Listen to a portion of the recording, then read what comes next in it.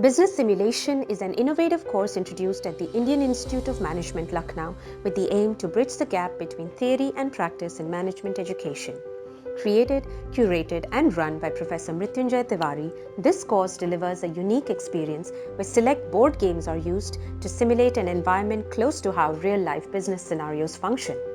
Intensive and engaging simulations invoke application of concepts from a variety of management disciplines during the gameplay, in which the students collaborate as well as compete in order to be victorious.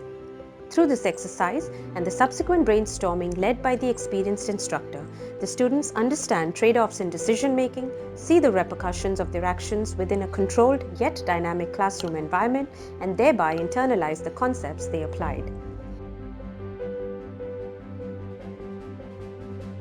Traditional learning is more of a theoretical side. And the kind of analogy I like to give is that let us say you go to a class and then they show you that, look, this is a steering wheel, that is a clutch, and now tomorrow you are given a car and you need to drive on a highway.